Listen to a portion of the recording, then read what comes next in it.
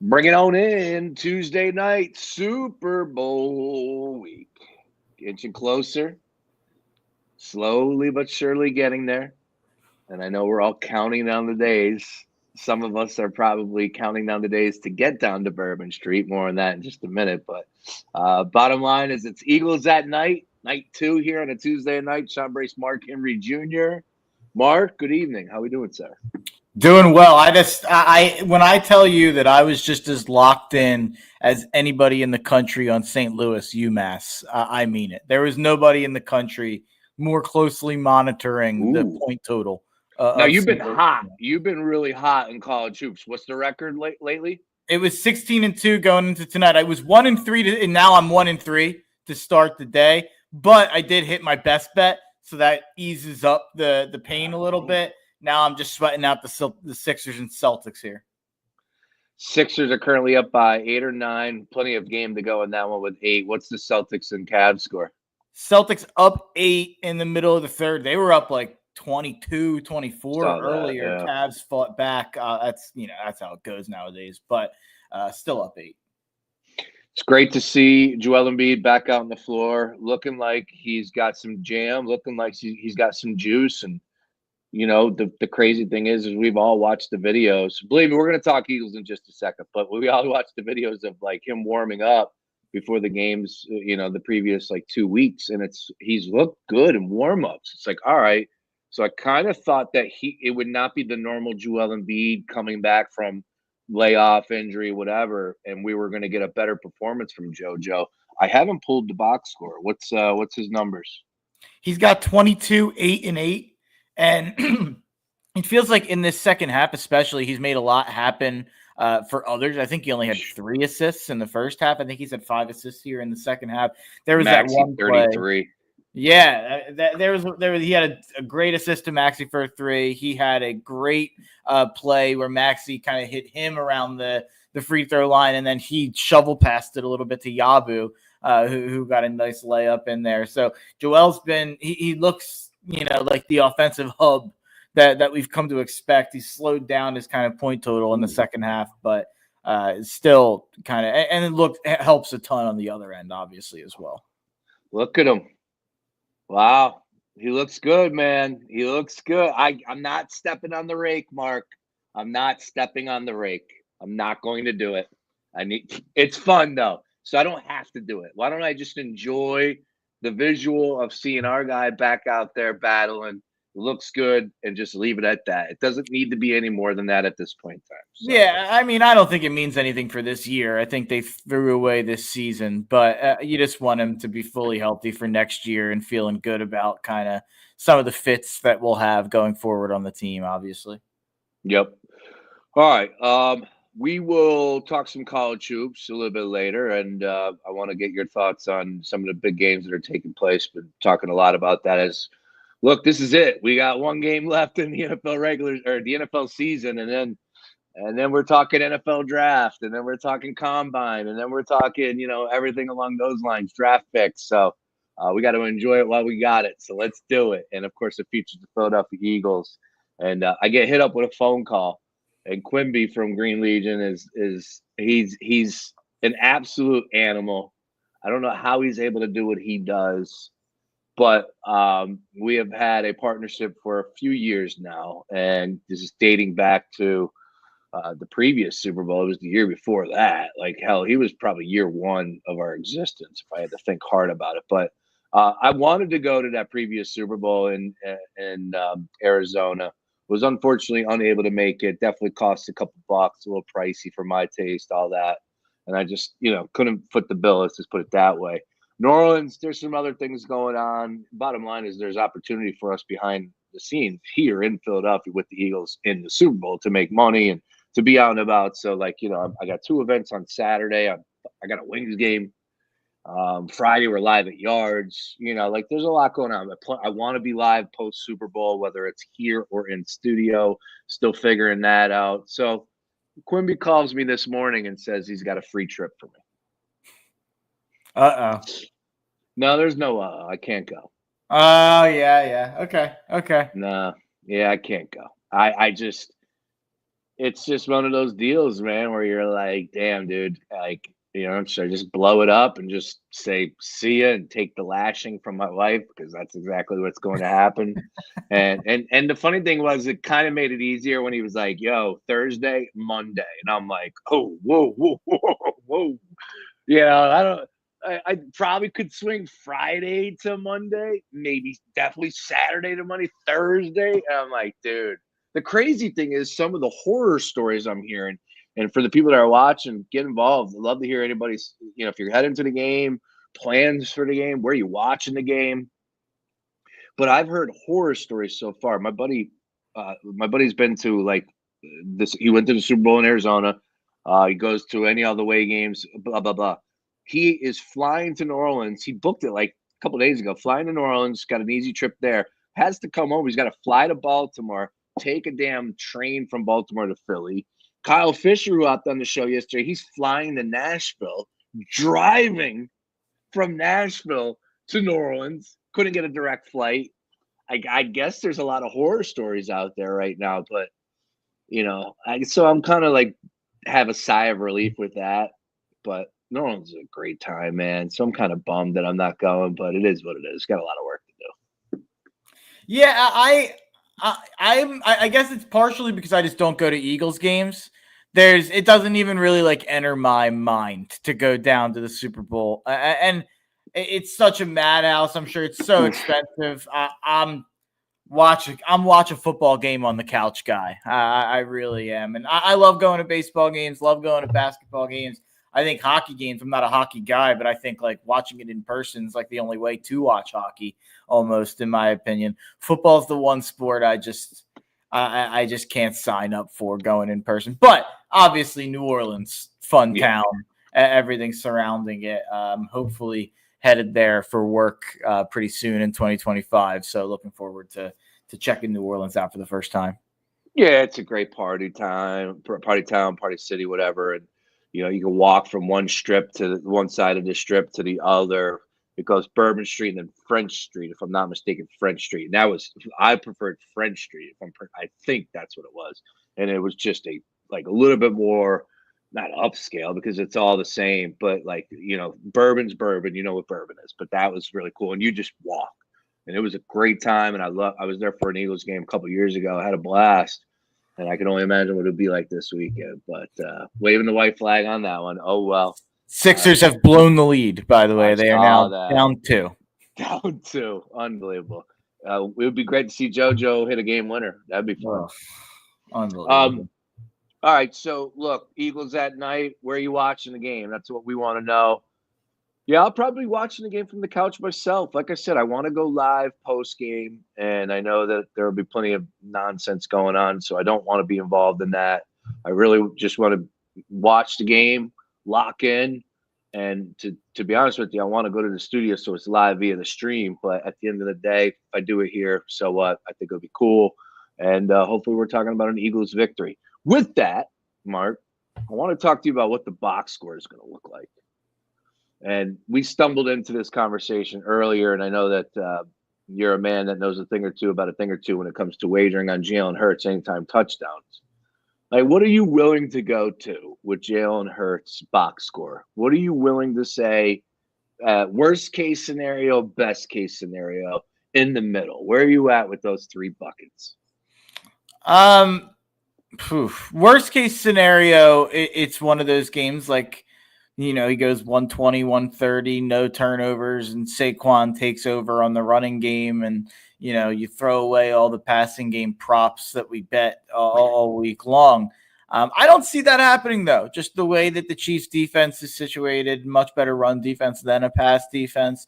Part of that is a little bit of funny numbers because teams are always behind against the Chiefs. But nevertheless, I think that their secondary is one that you can beat. You look at the explosive play margin for the Chiefs.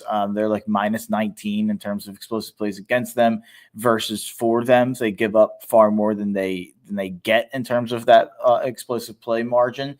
And that's something that I think you look at with A.J. Brown, Devontae Smith, Dallas Goedert, whatever kind of flavor of ice cream you're looking looking at for this Super Bowl. But I think that the Chiefs secondary and just pass defense in general is where you attack them. So you look at what Jalen did last Super Bowl, and what was it, 307 yards and 70 rushing yards. So that's 377 total. I don't think he's going that high just because I don't think the running game is going to be 17 for 45 from the running backs, which is what we got last time. I'd imagine he's probably more around the 30 to 40 rushing yards region. He's probably more around the 180 to 220 passing yards region. So I'll say anywhere between 210 to kind of 250 for total yards combined. I looked at the yardage props. I wouldn't bet any of the yardage props for Jalen. I feel like they were pretty well set. I saw that the over-under for rushing and passing was 254.5. I'll just say this. If he goes over that, the Eagles are winning this game. Oh, God, yeah. Yeah, I agree with that. From the look of the best case scenario, like where I immediately look on that, I go, brotherly shove, tush push. Like I go right to that, and he's scoring multiple touchdowns. That's the first thing that pops into my mind. And I don't know if it's the right way to look at it. I want to give respect to the Kansas City Chiefs, but it's what we know when we watch the Eagles games. Like, for instance, at the NFC Championship game against the Commanders, I'm in a room full of guys, and they all of them had a bunch of bets on Saquon. Now, everything hit because it was a dominating game. But it was early in the game, and they went to commercial. And I go, guys, they were all like, oh, my God, Saquon. I'm like, guys, this is tush push. It's not even up for debate. Jalen's going to get it. Brace you, no, and they come back from commercial break. There they are, touch, boom, touchdown. Like that's not going to change. And I think that this offense moves the football. I got nothing but respect for Spags and that defense, but like I don't think 57 was a fluke, and I think this offense is even better. So I know it is. We all know it is. Absolutely, it's better. I just think that Jalen Hurts is going to put it on his shoulders, and he wants to make the most out of this opportunity. Is he going to force things? No, because there's going to be plays to be made. But when it comes to his box score, and that obviously dictates whether it's a win and loss when it comes to parlays and props and so on, folks. Mark, plus 550 right now on DraftKings Sportsbook for 2 touchdowns. Like that's got to be a play. It's got to be a play. No, I don't dislike the value at all. I got a little. I was in a rhythm with that, I think last season, where I was betting that kind of sporadically. And it became a thing where I was only betting it when he wouldn't score twice, and then I wouldn't bet it and he'd score twice or 3 times. So I gave up on it. And I think the value is so good on just betting it as a straight bet at minus 110 or plus 100 that anything that I would pour into any other Hurts props, I kind of just end up pouring into that kind of anytime touchdown bucket. For me. So that's like double as big as any other play that I have in this Super Bowl.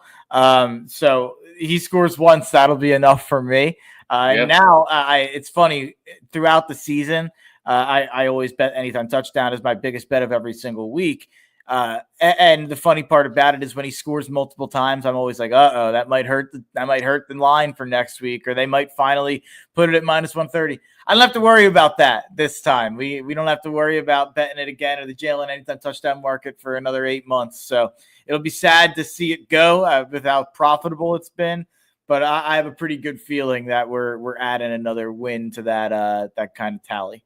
What's the tally so far? Well, so far throughout the course of the regular season and playoffs so far for you with Jalen? 12-6 on the season as the Sixers are down 1, corner 3, Joel rebound, out of bounds.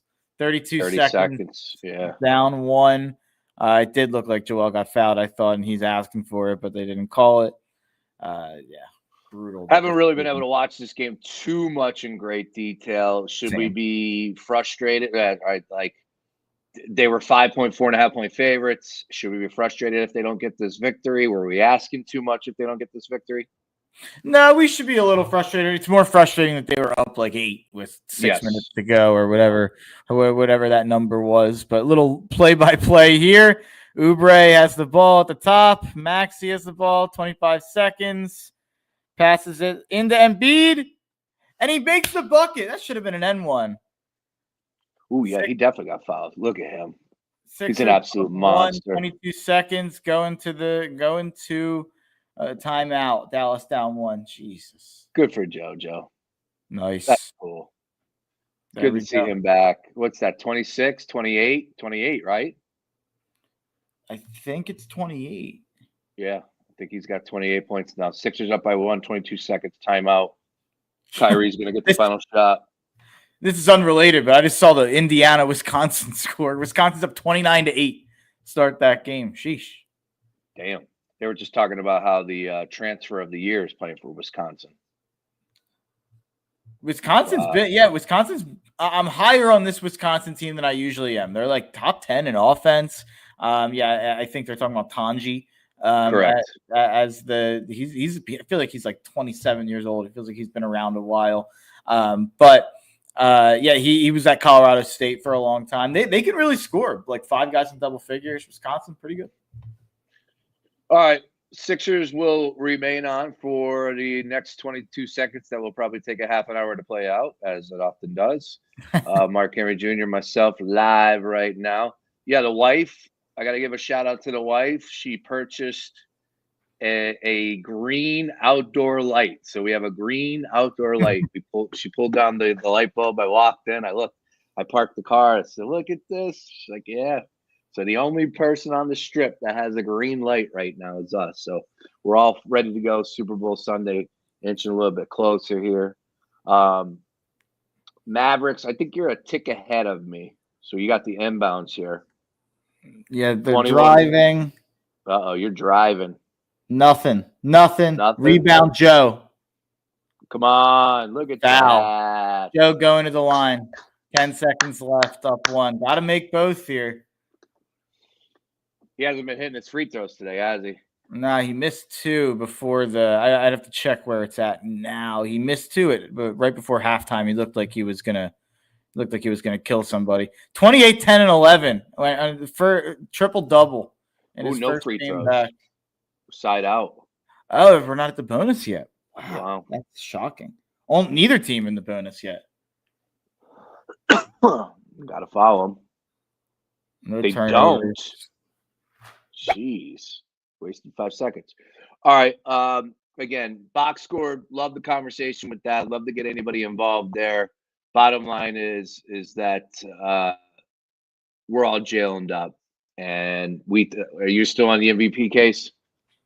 Yeah, I'm not betting it. That's Sean Bernard's big play, I know, and I think that's where I would be if I had to make a pick on the MVP. It would be Jalen over Saquon. Like I think their odds should be flopped. That feels weird to say. Should be flipped, where Jalen's like plus 250 and Saquon's like plus 350. I would say Jalen's slightly more likely, just because of how the nature of kind of the award goes, and Jalen will probably get some push touchdowns, which take away from Saquon's kind of argument to an MVP. The only bet that I'm actually making on MVP, Jalen would be my pick, but the bet is AJ at 35-1 is my bet for MVP, and I do think that it has the chance to be. Joel missed the second one, so only up 2 with 5 seconds left. That's a shame. But the man's got a triple double in his first game back. Yeah, you can't get too upset. You can't get too upset at missing a free throw. But AJ 35-1. Wide receivers trivia. Can we name there's 5 wide receivers in the last 20 years that have won Super Bowl MVP. I actually thought that was a higher number than I would have guessed. I would have guessed that it would have been more quarterbacks than it actually was. Who are the 5 receivers in the last 20 years that have won Super Bowl? I'll even go in order. You ready? Cooper Kupp. Yep. Then you got to go Edelman. Yep. It's got to be. Was it all right? So I don't know about order, but let me go. Santonio Holmes. It's in order still.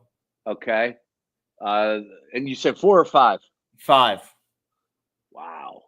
So the Patriots, which was against the Eagles. Jesus. Oh, why am I drawing a blank on that one? And then the other receiver in the Super Bowl for MVP. This is the one. The Patriots one. I would get. The other one I wouldn't get. He's a really good player.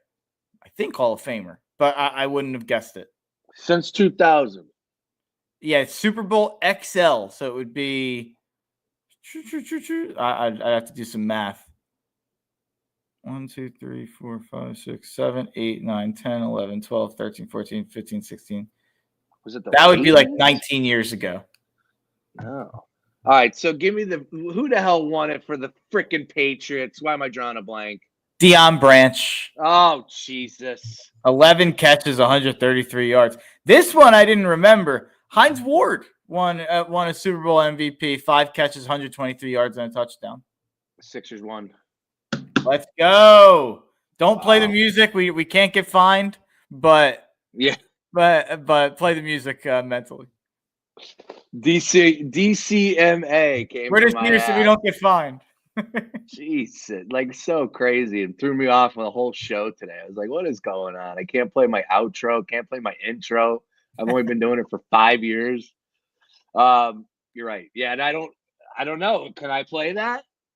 I don't know. Yeah, I don't know what the rules are. I've never gotten one of those on Twitter. That's scary. Yeah, got it on Twitter. And I guess it's because I wonder, because I just recently started getting it, so I need to go back and see the dates that I get and go check those songs out. It's probably like one title, one specific band that's like getting me. It's probably something stupid like that. Anyways, all right. Again, having some fun here. Eagles at night. Get involved in the conversation. Where are you watching the game? What are you planning on doing? What's the spread? What's the spread? I gotta say this. My dog just ran away. Of course, she's usually here in opportune times, but she's got the new Eagles sweater on. We have only lost twice since I got Becky. And I did not watch either of those games at home. I watched one of them at Parks Casino, watched one of them in Orlando, Florida. Undefeated when watching. Oh, she's right here with the Eagles sweater for the people. We're all eagled up here. Becky, love it. Eagles pup. Love it. She's undefeated when I'm watching at home with her. So we're no one's allowed in. I watched the last Super Bowl with my family. They're not allowed anywhere within 100 yards of this Super Bowl. They got to stay at home. I'm staying here. We're trying to do the opposite of, and this is my plea to everybody: do the opposite of whatever you did 2 years ago. If you got together with people, get together with a different group of people. You got together with family. Get together with friends. X those people out of your day. You got to change something. If you went to Dunkin', go to Starbucks. If you got pizza, get some wings. I don't know. Do something different. I know we're getting Chinese food on Sunday because that's what we did in the NFC Championship. Trying to keep the vibes from the NFC title game. I'm going to tweet that one out because that's a good one. Are you allowed to do the exact same thing you did? Absolutely not. No way. You got to change it up. Oh, that's great. Too much of the same juju. The Chiefs, the Eagles. The interesting addition is we didn't have to deal with the Swifties last time we were here. The Swifties are a new addition, kind of riding against us. We've never had to deal with that.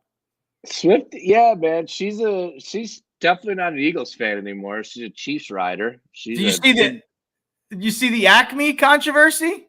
No. Jeff McDev on Twitter's getting some cake maker fired at Acme in Havertown.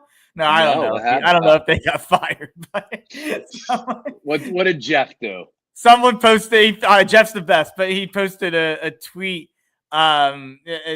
Basically, it was a cake that was someone made in Havertown at the Acme, and it was Go Taylor's boyfriend, 87, with the Chiefs stuff, and he said it was unacceptable. And the Acme main account replied we're sorry, we're investigating, we're an Eagles team. Jeff had to be like, don't fire some cake maker.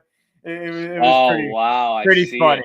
Yeah, Jeff also, who I think got caught on the iShow Speed, was yelling at him backstage at WWE at the Rumble when he was live streaming or something, and Jeff was like, what? I didn't know what was going on. Pretty funny. Yeah, he's a good dude. Jeff had been following him for a minute. Very talented, and he took the gig with WWE a few years ago, and I guess he's doing really well with them. So that's good for him, man. Nice work there. Yeah, that's got to be a fun gig, right? Yeah. it doesn't. With all love and respect, the creativity to the side, that's about as an easy gig as it gets. Like people eat, sleep, and drink that product, no matter what. But at the same time, I would say they're very passionate, and they will let you know if you Very picky do crowd. something. Yes, picky. That's a good word. Very, very picky. So, as I've come to know many of you guys in the Gambler Gang chat to be a little bit picky when it comes to wrestling. Oh, you want to hear someone get picky about wrestling? Straight Shooters Radio. I'm going on with Pacone tomorrow. I'm going to tear apart the WWE for the atrocity that was the Royal Rumble on Saturday night. I'm still upset. Fake WIP listener coming in. He says, I said, are you allowed to watch the Super Bowl in the same place you watch Super Bowl 57? He said, I am not, but I am watching the same place I watched 52. There you go. Right. Oh, that's great. Right. Yeah, that's good. That's absolutely allowed. Of course, that's good. 100%. Chris Sack from Green Legion probably got the same phone call I did today. And he said, hoping for the Superdome. God bless you. Actually, you know what? Spot. I don't think you watched the last one at the Superdome, Chris. So definitely not. Also, I would say that the Super Bowl ticket was not included, like boohoo. So, one of the things that went through my mind was like, if I go, there's no way I'm not going to the Super Bowl. So if there's a $2,500 ticket, $2,000 ticket, yeah, I would buy it. And it's like, am I really going to go down there and spend just one of those deals. We're going to Disneyland, Disney World, whatever it is in Orlando in 2 weeks. That's the best. With the family. I don't know. Yeah, like I went when I was like 5 years old. I haven't been. The best. And how old's your daughter again? 5.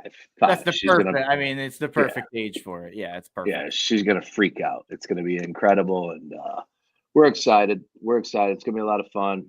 Again, warm weather, get me out of Dodge, and hopefully celebrating a little bit of a Super Bowl for us, man. And of course, that's going to carry us over the next few weeks.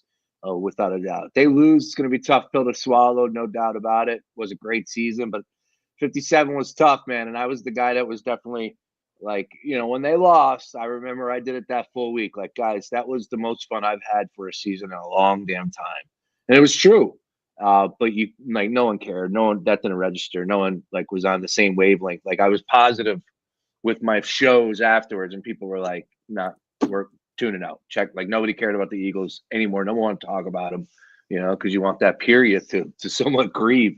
But this year it's been fun and it's been a lot, but it just feels different than 57, right? Like it feels like we're supposed to be here. We're meant to be here, and damn it, we're just as good. This isn't and not to say that they weren't 57, but man, when you add Saquon and you get what you got from him this season, it just feels like, man, these are the two best teams facing off. Shut up. Let's see who's got the best team on Sunday. Let's go.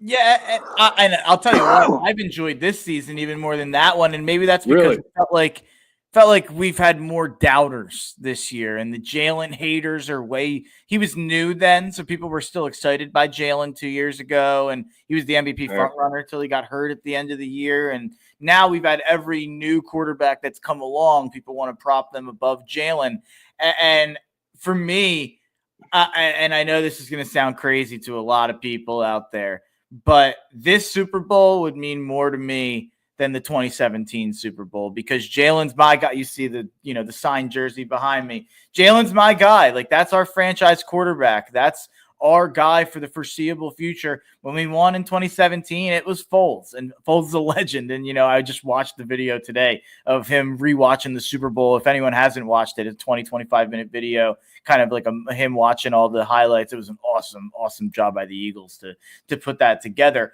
But it's a little weird. You go back and look at that Super Bowl and how many guys were on the team 4 years later? Not a lot. It's that team. It was such happenstance, and it just came together at the right time. And a lot of older veterans, Chris Long, obviously a ton of guys on the offensive line and defensive line, the core guys, obviously the Kelsey and Cox and those type of guys. I don't know. And this kind of goes, I think all of us feel the pressure. We all feel the pressure of, we were just here. We lost. We don't want to be, obviously we didn't go 4 years in a row like the Bills, but you don't want to be the Bills. You don't want to get to the Super Bowl and lose every single time you get there. Not to mention the Phillies losing in the World Series just a couple of years ago. Not to mention for you guys, I'm not a Union guy, but I know the Union were knocking on the door and, pretty much had it wrapped up and still lost in the championship. So you don't want to be the city that comes in second time and time again. But what's different?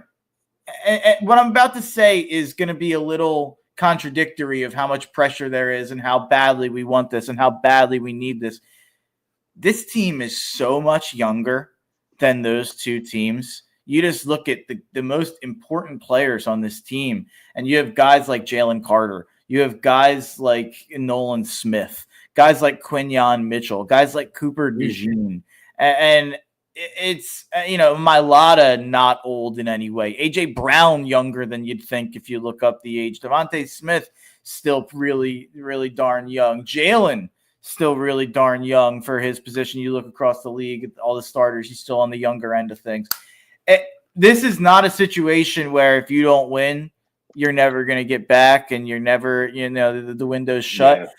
But what I will say is you win this game and it feels like we've got an era coming. Whereas you won in 52, so many of those guys were gone within not just, 4 years, 2 years. So many of those guys were gone, after the double doink year, the next year.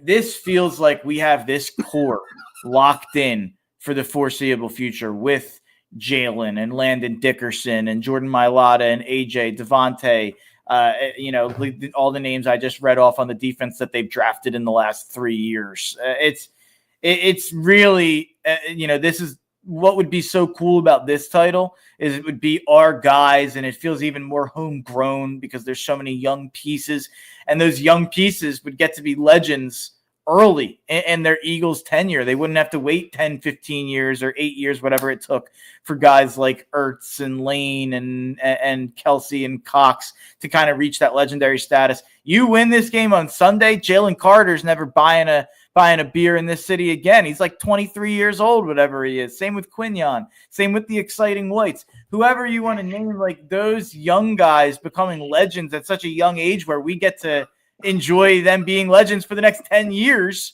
and maybe even winning more than one.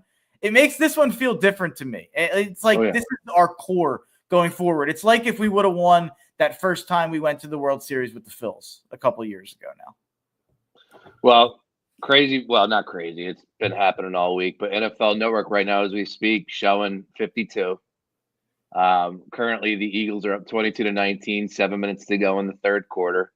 Just connected on a beautiful seam route to Zach Ertz. Oh, that's the Corey Clement catch. Touchdown. Wow. Chris Collinsworth still not sure. Still not sure if he got his feet in there. I don't know about that, Mike. Pretty close, Mike. How about Jay Ajayi is a name? I haven't thought of that name in forever. And he had a couple decent runs. Like he had a couple of yards. He was able to get a couple carries in the Super Bowl. I was just thinking like, holy, I haven't thought of Jay Ajayi since probably that Super Bowl. I remember I was supposed to, he played a FIFA. That's right. A FIFA tournament that I hosted. And he ended up losing like 11-0. Oh, it was great. That's great. But you're right. When it comes down to the homegrown feel with this team, I agree with that, and Howie's hit the mark on a lot of these names. And it starts and ends with Jalen. Of course, he is ours. He's our guy from the beginning. And, the fact that he was drafted for this reason, give Howie all the credit in the world for pulling the trigger when he did. They showed Carson Wentz on the sideline. That could not have been easy, to say we just gave Carson Wentz this contract and, Nick Foles is gone. It's Carson Wentz's team. But no, I'm still going to draft Jalen Hurts. Like that can't be easy. I've got a take for you on that, based on that. Howie Roseman is the most valuable person in the history of Philadelphia sports. There's nothing more important than the Eagles. We know that. Well, I guess I should say, I'll draw back history. I'll say since 1980, because I don't know enough about the 70s Flyers. I can't speak to that. I can't speak to Wilt and the 60s Eagles or whatever you want to, pre-Super Bowl Eagles. I'll say since 1980, you look at all those eras, the Doc Schmidt, the Dr. J Sixers, one title with Moses there. The Mike Schmidt Phils in that run, only one title. The 08 Phils with Chase and all those guys, obviously only one title. That Eagles run, obviously never won a title with the Donovan run and Andy. And then this run, obviously you get a title in 2017, and Howie's the GM for that. He gets back to another Super Bowl. Here he is in another Super Bowl, 3 Super Bowls as an executive in 8 years.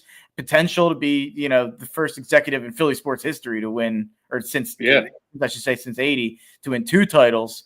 I don't think anyone's been more valuable to this city's sports than Howie Roseman. It's hard to argue, and again, we know when you want to talk about a player, that's obvious, but this dude has just drafted, has been, and look, the Eagles are very lucky, very fortunate, and that Jeffrey Lurie deserves a ton of credit. Absolutely. That he's still here, that he was hung on to through the Chip Kelly debacle. Chip Kelly wanted to clean house. He wanted Howie gone. Jeffrey said, no, man, we're going to bump him to the back. That's fine, but he's still going to be a part of it. And for some odd reason, Howie stayed. And Howie stayed through it, right? Because I know I would have been I need to get the hell out of here. You don't want me? Cool. I want to go. I know what my worth is. I'm going somewhere that I want to be valued. And, he wanted to be the general manager. He was no longer the guy pulling the strings. And then to get to what he was able to do and, to get the opportunities and just, man, he's been hitting left and right and signing great, balancing the cap too, which has got to be difficult. It's crazy, man. And getting these extensions out early, he's pulling all the right strings. It's amazing what he's been able to do. There was a guy, what the hell is his name? I'm terrible these days. I can't remember names, and I've been sober too, which is great. But he was his roommate in college. He became the Florida Gators coach, and he told a story in the Rich Eisen show. I just saw this. It might have been old, might have been, they're running back. No. It's okay. Jim something. And he said that Howie, when they lived together, in college, Howie, the draft, that was his time, you, a freak for the draft. He said he would sit down, notebooks all over the place. And he said that Howie, drafted, he wanted to be the Jets. The Jets was his team. He wanted to be the Jets general manager. That was his dream. They would say, what do you want to do? He wanted to be a general manager in the NFL. Of course, we know that story, but the Jets. Jets, by the way. There you go. And he said that he remembers it like it was yesterday. It was the draft that the Jets pulled the trigger on Kyle Brady, tight end, and how he was losing his mind over it. And, it's just crazy, how he ends up here in 2025 running the Eagles to another Super Bowl. And he has proved his worth and then some, to the point that you're bringing up. He's the most important man in Philly, which even him, if he heard that, he'd be like, yeah, calm down, But it's reality. It's reality. And something that's so valuable with Howie is he doesn't have to make decisions based on protecting his job. He just has to make decisions. And that might sound weird to some people, but there are GMs out there who have to make decisions like, oh, if this is wrong, I look like an idiot, I get fired. Howie knows, for better or worse, he's got ultimate job security. I really do think after he won that title, he's like, they're never getting rid of me. You watched him go through the Jalen Reagor year and the J-Jaw, and he had his struggles post-Super Bowl and obviously fired Doug. Obviously, Wentz, that whole debacle, like you just said, it couldn't have been easy to navigate through that era. And they dealt with a huge amount of dead cap in 2021 with Carson Wentz. A lot of people wouldn't have had the courage to do that and wouldn't have had the guts to think, you know what, I can still make it a competitive team outside of that. So I think this is a situation where you have to give Jeffrey Lurie a ton of credit as well. I think he's the best owner in sports, or at least in Philly sports. The kind of the leeway he's given Howie and the job security he's given Howie, I think, has allowed Howie to just make the best possible decisions. You don't have to make decisions based on saving your own butt. What was exactly your terminology? The Howie Roseman is the most important person. What did you say? I think Howie Roseman is the most valuable person in the last 45 years of Philadelphia sports. And, you could throw Mike Schmidt, Dr. J, you could throw, Chase Utley, I guess, or Nick Foles or someone like that. That's fine. I'll take Howie. The fact that he won us a Super Bowl as a GM, and you look at the moves he made for that 2017 team. We just talked about all the aging veterans that he added. They were huge. Then you get back to a Super Bowl within 5 years. You get to another Super Bowl 2 years after that. And on the other side of things, if they win the Super Bowl here on Sunday, Lane Johnson is the best Eagle in history. He is Mr. Eagle. If you win this, he's the only guy besides Brandon Graham who's on both teams. And Brandon Graham, wow. all respect to Brandon Graham, but Lane Johnson is arguably the best player on the team this year. Yeah. And arguably could have been in that argument in 2017. That's another thing about Howie, right? And it's crazy because I would love to be a fly on the wall to really hear how these discussions take place, because we know, you have to have a good army underneath you. You got to have people that defend you or you can depend on. Matter of fact, I did have a conversation last year with the scout for the Eagles, who there's 8 scouts that literally split the United States up. And I spoke to the guy specifically about the Southwest region, and it was 2 years ago because Bijan was the guy we were talking about. And he said Bijan, he's been scouting for 8 or 9 years. He said far and away Bijan is the best guy I've ever scouted. So he had that region. And it's look, he can't watch every film. He can't watch every player. But damn it, man, he knows how to work the draft, and he knows he's got his targets. And then the chances, the rolling of the dice too, like Jordan Mailata. Come on, man. I could see it. I understand it. He's a human. He's a massive human being. He's agile. He's got the athleticism because he plays that sport. Sure. But you mean to tell me that's going to translate and you're going to roll the dice and what? They drafted him in the 7th round or whatever. What did they get him? Yeah, 7th rounder. And where does he rank in his position in the NFL? Oh, he's top 5, top 10 guy for sure. No doubt about it. He's a guy that you want in your damn foxhole. He's a guy you want on your team, regardless. He's got an attitude. He brings it. He talks trash, and he backs it up. This offensive line is just a freak show, man. You can really just go so many decisions how he's made. Landon Dickerson, a guy who could not stay healthy in college and would have easily been a top 10, top 15 pick. Howie said, really? You know what? We'll take him in the 2nd round. We'll take the swing because if he stays healthy, and we know we're getting an elite player on the interior O-line. Cam Jurgens, 2nd rounder. He was not really graded out as a 2nd rounder. It was kind of a surprising pick there. Jason Kelce kind of tabbed him and said, here's a guy that I think can start right away at guard and play center.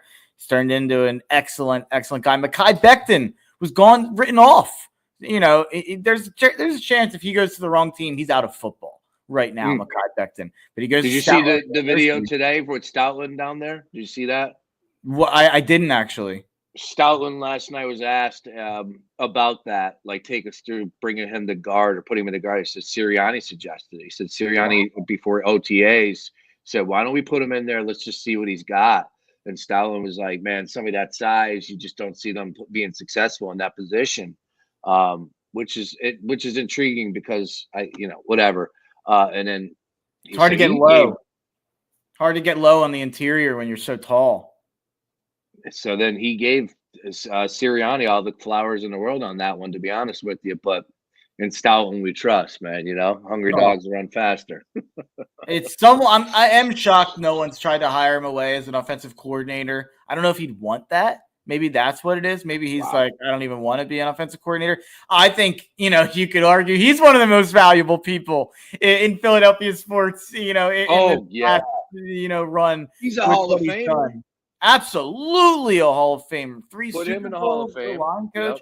Yep. Yeah. Put Howie Roseman in the Hall of Fame. Oh, I'll be at the induction if Howie's ever inducted to the Hall of Fame. He better be. That guy, he's an absolute dog. But yeah, adding Mekhi Becton, where you add Mekhi Becton, this has been done to death, but having the guts and being like, you know what, the running back markets went too far, and Saquon's out there. Gabe Davis is getting more money than he is.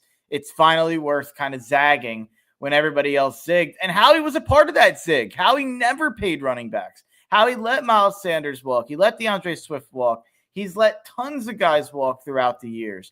The running back position's been a revolving door since Shady left. And Howie finally said, you know what?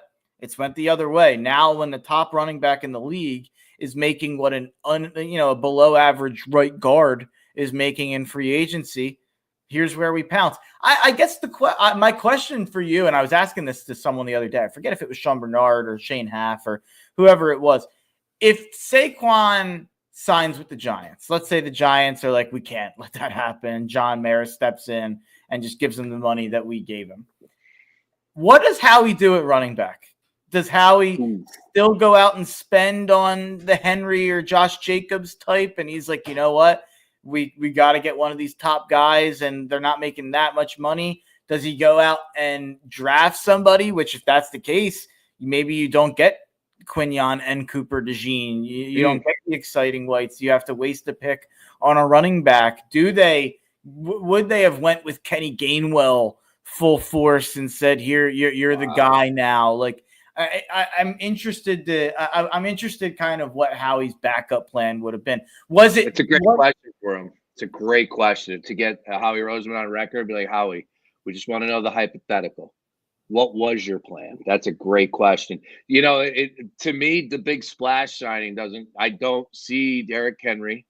I don't and I know that there were some rumors because he wasn't, I take that back. Weren't the Eagles one of the teams that were involved in conversations, I thought, but who knows what's true and what's not. Yeah, exactly. But it doesn't strike me as his type of move. It really doesn't. And just Saquon was so much of a unicorn, like a perfect match. Wait a minute, and we could take him away from the Giants. There's just so much involved in that.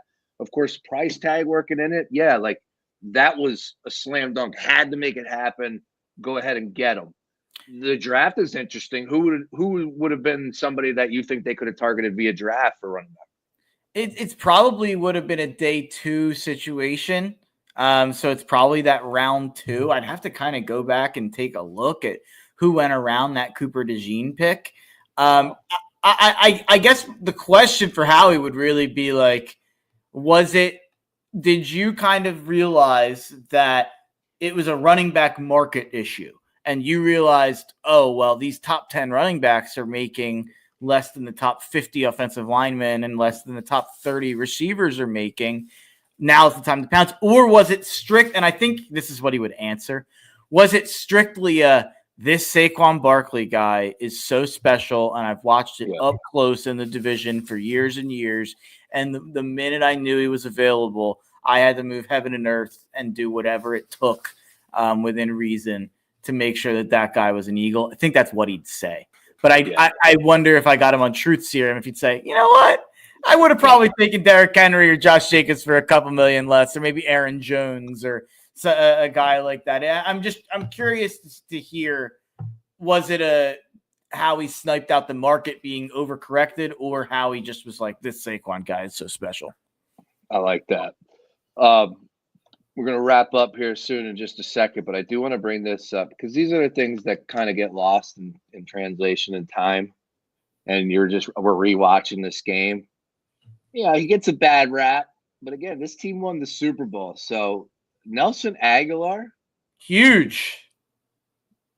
He had 9 grabs for 84 yards. He had 11 targets in that game. Led us in receptions, right? Forgot about that. Did he lead us in receiving yards for the game? No, Clement did. 4 grabs for 100. Wow. He had 84, which was second. 9 grabs, 11 targets. Just made an incredible catch, going to the outside, turned around. like honestly, put my hand in the air, bro. If I saw Nelson Aguilar, it's the first thing I would think of is like, unlike Aguilar, Unlike Aguilar, yeah. and not the holy shit, dude. You ripped it up in this super. Thank you very much, man. That's a shame. And there he is on the reverse. He even ran the damn ball, dude. Nelson Aguilar, he had one carry for 9 yards. He just picked up 9 yards right there. It really was Kelsey. It's the whole team. That Super Bowl. It's the whole team. That Super Bowl really was. Ajayi, you mentioned. LeGarrette Blount scored in that game. Corey Clement led the team in yards in that game. Aguilar Trey Burton. Receptions. Trey Burton makes the throw. Zach Ertz gets what eventually becomes the game-winning touchdown. Alshon gets the jump ball touchdown early in the game. The offensive line held up the entire night. Did the defense do anything? No, the defense didn't do much. But Brandon Graham has obviously the strip sack. Derek Barnett actually made a couple plays throughout the game.